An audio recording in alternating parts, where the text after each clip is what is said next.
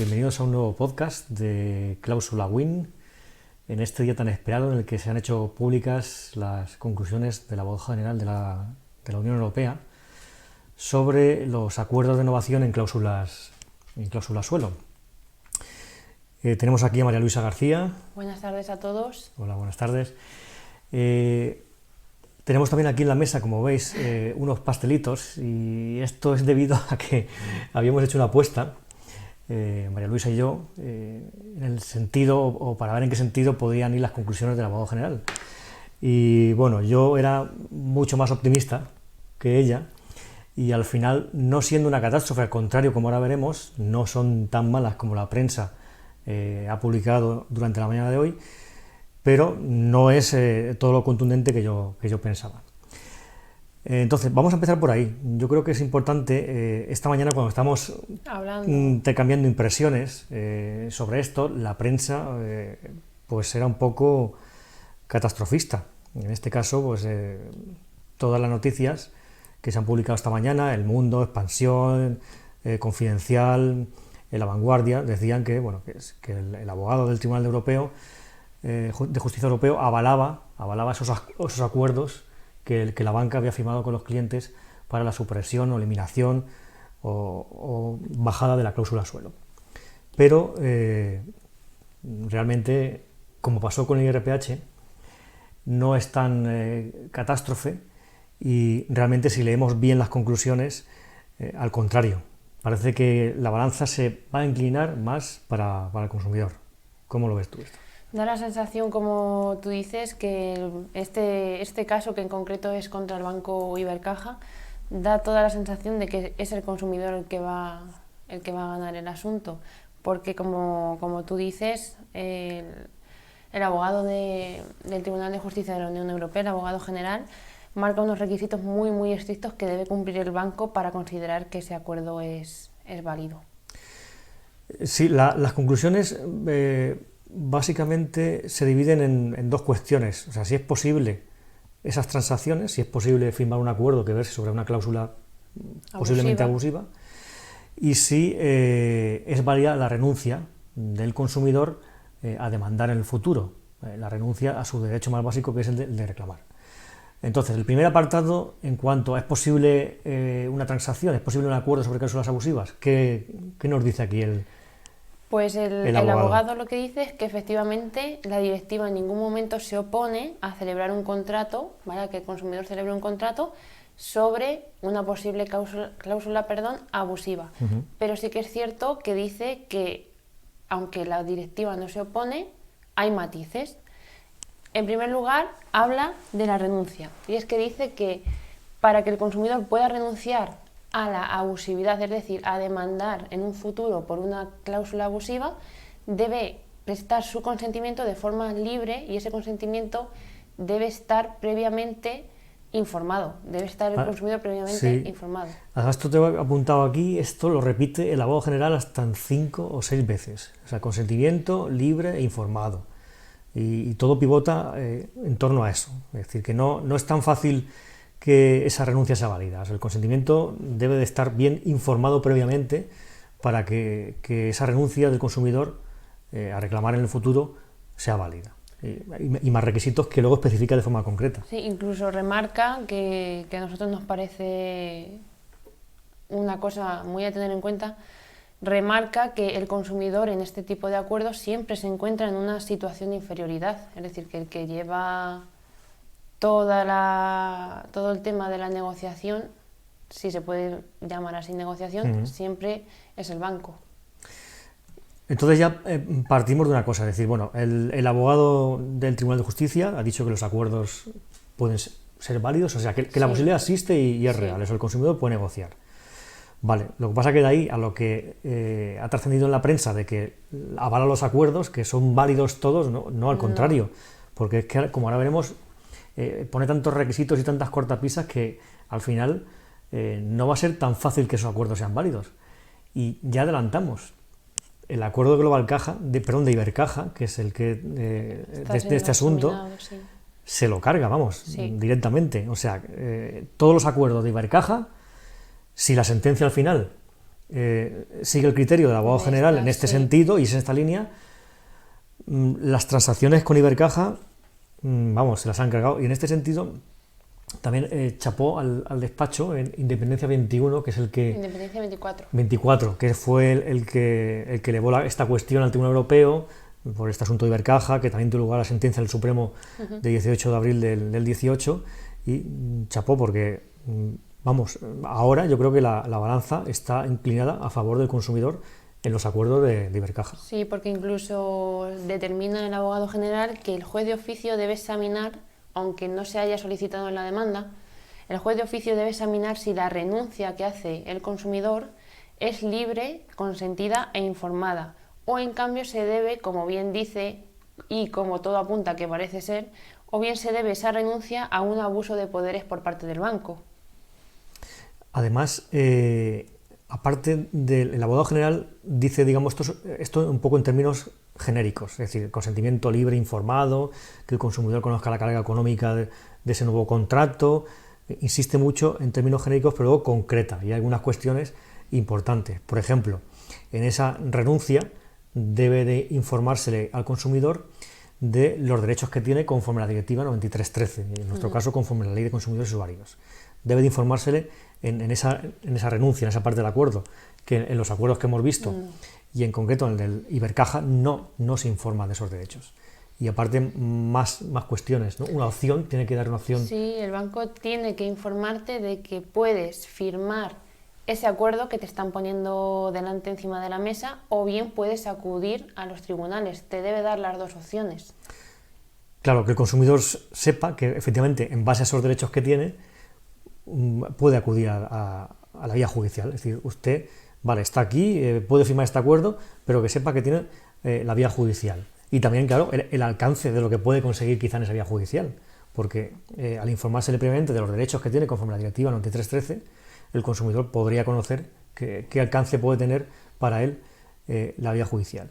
Y luego hay algo muy importante, también que concreta el abogado general, que debe informarse al consumidor en esa renuncia del vicio del que podría adolecer la cláusula. La cláusula, entendemos que también la anterior y la nueva, porque hay un apartado específico de las conclusiones que se dedica a la cláusula nueva. Esto también es importantísimo. Es muy importante porque efectivamente el consumidor siempre debe ser consciente de lo que suponía esa cláusula suelo y de lo que le supuso, es decir, de la carga económica que le supuso en ese momento la cláusula suelo. Pero ya no solo esa, sino que, como bien dices, hay ocasiones en las que en los acuerdos que se firmaban se sustituía a lo mejor una cláusula suelo de un 3,50 por una de un 2,50, pero seguía siendo una cláusula suelo, claro, seguía siendo un límite. Si el banco no cumplió y no informó de lo que suponía esa cláusula suelo y de sus consecuencias, entendemos que no sería válido tampoco. Y además esto del hecho de informar al consumidor del posible vicio del que podría adolecer la cláusula, sobre todo la anterior, es algo que no es nuevo. Es decir, ya lo alegamos esto siempre en los recursos, porque es algo que había dicho Europa. Estaba claro, el consumidor puede renunciar, puede permitir que se le aplique la cláusula abusiva, pero previamente se debe informar cómo funciona esa cláusula y la carga económica que puede tener, que es algo que echamos en falta en todos los acuerdos, sí, en todas las transacciones. Nunca se informa al consumidor de cómo funcionaba esa cláusula suelo. Se daba por hecho que ya lo sabía, que de eso hablaremos también. Y claro, si esto hubiera sido así, pues realmente no se habría firmado ningún acuerdo, porque si se le explica al consumidor que la cláusula suelo pues consistía en que estaba por encima de conforme estaba el Euribor, el diferencial en ese momento, y estaba pagando ese suelo, y como consecuencia pues había pagado más cuota de la que le correspondería si no tuviera esa cláusula, claro, el consumidor pues podría preguntar, ¿y cuánto paga de más? ¿Y me tenéis que devolver algo? ¿Cuánto me toca? Claro, eso se lo callaba el banco. Y en este sentido también incide el abogado general, en esa falta de información del vicio que podría suponer la cláusula anterior. Y otro de los requisitos que también es muy importante es que el abogado general dice que el tema de la renuncia, la cláusula relativa a la renuncia, sería una cláusula no negociada cuando el banco la tenía redactada ya previamente, es decir, consideramos que a ningún cliente se sentó en la mesa con la entidad bancaria y se le dijo, bueno, ¿esta cláusula te gusta? ¿Modificamos algo? ¿Cómo la redactamos? ¿Te parece bien así? No, el cliente llegaba y el acuerdo ya estaba previamente redactado, no se le dejaba de ninguna forma influir en el contenido de ese acuerdo. Y esa es una de las cosas que el abogado general considera muy importante para determinar si el acuerdo es válido o no lo es. Y en este sentido, de lo que comentas, el abogado general le vuelve a meter la puya a Ibercaja, es decir, y en este caso, este acuerdo, pues estaba predispuesto, o sea, con el que el consumidor no intervino, por mucho que diga Ibercaja que sí. Y además que Ibercaja utiliza un pretexto, un argumento para decir que el consumidor negoció, que lo tumba también el abogado general. Porque es un argumento muy ambiguo, que lo explicamos muy brevemente. Ibercaja tenía unas determinadas cláusulas suelo, imaginemos del 350, y ellos, a raíz de la sentencia del Tribunal Supremo y por política interna, pactaron que los trabajadores de Ibercaja podían ofrecer reducciones de la cláusula suelo a los clientes, pero hasta un límite, por ejemplo hasta el 2,75. En el presente caso, que es el que ha llegado a Europa, la cláusula suelo se le fijó al cliente en un 2,35, es decir, inferior a lo que políticamente o internamente había pactado el banco. Y dicen que ese es uno de los motivos por el que se demuestra que esa cláusula, esa nueva cláusula suelo, había sido negociada, porque se impuso un límite del que los comerciales no bajasen del 2,75 y en este caso era un 2,35, pero como bien dices, el abogado general se carga ese criterio, no lo considera válido aún así. Si también pone el acento el abogado general, esto es interesante, porque claro, para que haya una transacción, pues el consumidor debe conocer la materia. Y aquí lo que dijo el Tribunal Supremo en su día, en la sentencia del 18 de abril del 2018, para considerar que estos acuerdos eran transacciones y el consumidor estaba informado, es que estos acuerdos se firman después de mayo del 2013. Mayo de 2013 fue cuando se publica la primera sentencia del Supremo, la gran sentencia sobre cláusula suelo, y entiende el Supremo que bueno, ya era un hecho notorio y conocido y que cualquier consumidor en época posterior conocía ya de qué iba el tema. Y dice el abogado general que no comparte de eso, que de eso nada, eso que fuese más notorio, que hubiera una sentencia antes, no significa que el consumidor conociera la materia y estuviera en disposición de negociar. Y en este sentido también, al hilo de esto, dice, y refiriéndose a Ibercaja, no consta que conociera tampoco el consumidor esa cláusula anterior y sus vicios, porque no hay una reclamación previa. Eso es. O sea que el tema de la reclamación previa va a ser importante. Va a ser muy importante, y también se pone el acento en dos cuestiones más. Es muy importante, a juicio del abogado general, ver si el consumidor dispuso de un plazo de reflexión razonable, es decir, ver, por ejemplo, si se pudo llevar el acuerdo a casa, si pudo consultar a otros profesionales, es decir, si tuvo un tiempo para estudiarlo y pensarlo antes de firmar, o como nos comentaban muchos de nuestros clientes, llegaban y les decían, si quieres esto tienes que firmarlo hoy. Bueno, ahí tenemos que decirlo, ha habido mucha trampa por parte de muchos bancos, y efectivamente en algunas de estas innovaciones sí que hay una especie de oferta previa o información previa. En este caso tenemos aquí un acuerdo de 11 de marzo y la información previa de 9 de marzo, 2 días, porque habrá que considerar si eso es suficiente antelación. Pero es que es mentira, o sea, directamente. Lo que dicen todos los clientes, decimos abiertamente, es falso. Es que el cliente iba al banco y en unidad de acto el mismo día firma todo esto, y luego se ha utilizado en los juicios pues para intentar hacer ver al juez que el cliente había estado por allí semanas antes y se le había dado un panfleto y se lo había llevado a su casa y le había consultado con un abogado y míralo, está firmado con fecha anterior y por tanto estaba informado. Pero vamos, 99,9% de los casos Eso es. que tenemos y que conocemos de otros sitios, todo el mismo día. O sea que son pocos los acuerdos, depende a lo mejor de la entidad bancaria, que tuvieran esa información previa, pero en el que existe no era cierto que se hiciese previamente. La trampa estaba en ponerle a un documento una fecha anterior. Eso es. Y ya aquí remata el abogado general a Ibercaja y habla de su cláusula de renuncia y dice que es una cláusula ambigua. Es muy ambigua y además dice que es tan extensa que se diluye la atención. Y también en el tema de diluir la atención hace referencia a otra cosa que se repite mucho en este tipo de contratos, y es que ninguno de estos documentos se denomina transacción de préstamo o sobre cláusula suelo o acuerdo sobre cláusula suelo. No, siempre, también el 80% de las veces, se denomina novación del contrato o novación del préstamo. En el caso de Ibercaja, igual. También dice el abogado general que eso también diluye la atención del consumidor. Es decir, yo estoy firmando aquí una novación del préstamo. Aquí no estoy llegando a ningún acuerdo, no es una transacción. Efectivamente. Bueno, entonces, en términos generales, es decir, se permite la transacción, los acuerdos en cláusulas abusivas, pero es algo que ya también sabíamos. Aquí, no sé, esta mañana con sorpresa los medios se avalan los acuerdos son válidos. No, si los acuerdos son válidos si están bien hechos. Eso es. La cuestión es que hay tantos requisitos y ya algunos de ellos bien detallados por parte del abogado general, pues que de primeras, como hemos dicho antes, el acuerdo de Ibercaja se lo han cargado el abogado general. Sí. Además es que hay una frase que dice, este acuerdo adolece de concurre una falta de transparencia y asimetría, o sea, que es desproporcionado y desequilibrado, y falta de transparencia, que es algo fundamental en cláusulas abusivas.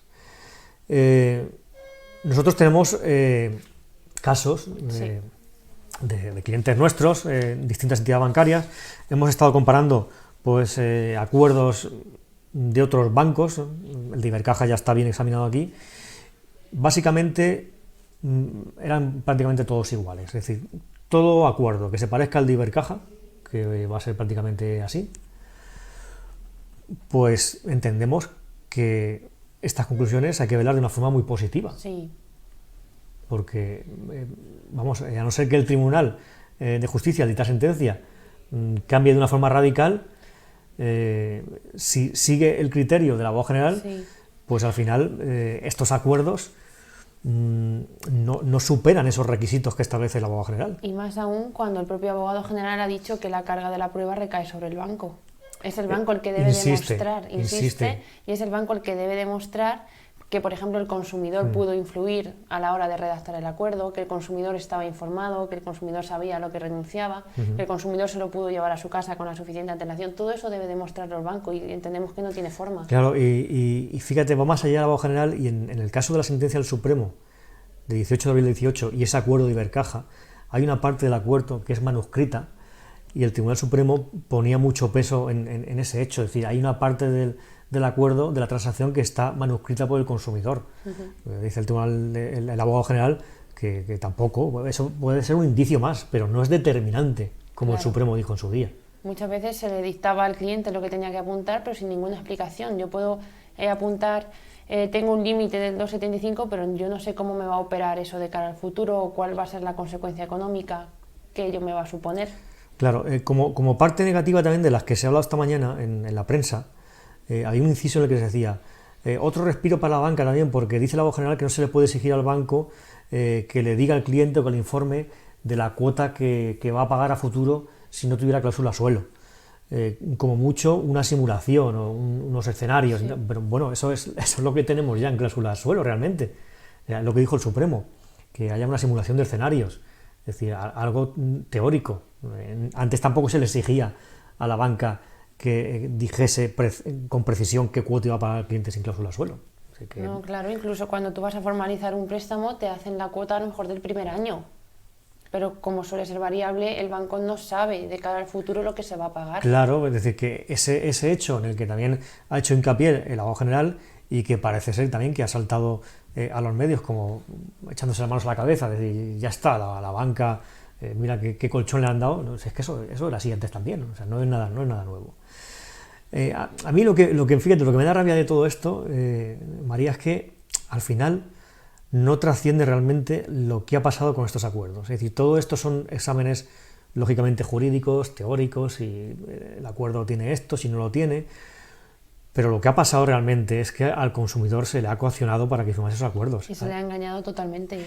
Además, acuérdate que creo que fue OK Diario que publicó y además creo que era de Ibercaja, cierto, sí. las instrucciones internas que tenían los empleados de las entidades, en este caso creo que era de Ibercaja, una especie de panfleto interno de instrucciones a los empleados para convencer al cliente de que firmase ese acuerdo, vamos, diciéndole que si iba un abogado le iba a costar más dinero, que la devolución era muy poquito, que no merecía la pena. Incluso les decían, te cambiamos la cláusula suelo por un tipo fijo, que recordemos que gramaticalmente parece diferente, pero a fin de cuentas es lo mismo, porque los tipos de interés, aunque ahora hayan bajado, van a subir en picado. O sea, preveemos que va a haber una subida del tipo de interés inmensa y es mejor que tú tengas tu préstamo a tipo fijo y esto te viene muy bien que lo firmes. Claro, una serie de instrucciones ya que tenían bien planteadas, imagino que los equipos no sé, de marketing de las entidades bancarias ahí se afinaron bien para convencer al consumidor, pero hasta tal punto, porque esta mañana cuando ha salido esta noticia, nos han llamado algunos clientes que sus procedimientos están en suspenso, a expensas de la sentencia final. Y había un caso que no nos acordábamos de una cliente que nos ha recordado su caso concreto y era sangrante. Sí. Que esta cliente con avalistas.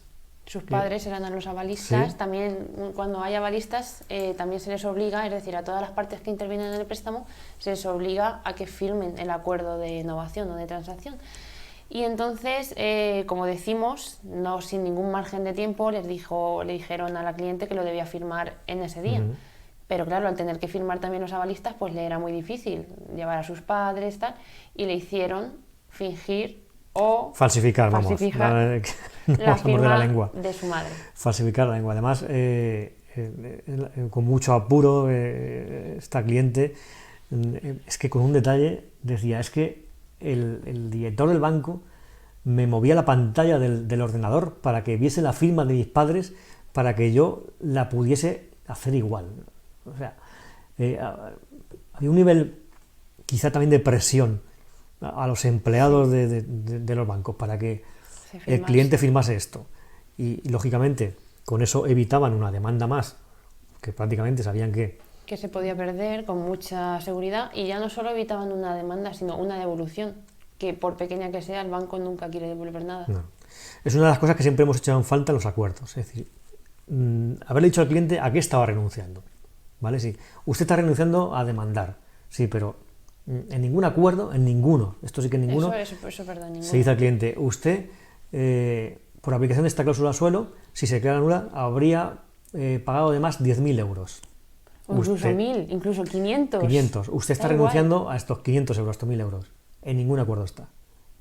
¿Por qué? Porque, lógicamente, a cualquier consumidor que le digan que ha pagado de más 500 euros y renuncia a una hipotética y futura devolución de sus 500, 1.000, 2.000, 3.000 o 10.000, pero por poco que sea, pues habría dicho que no.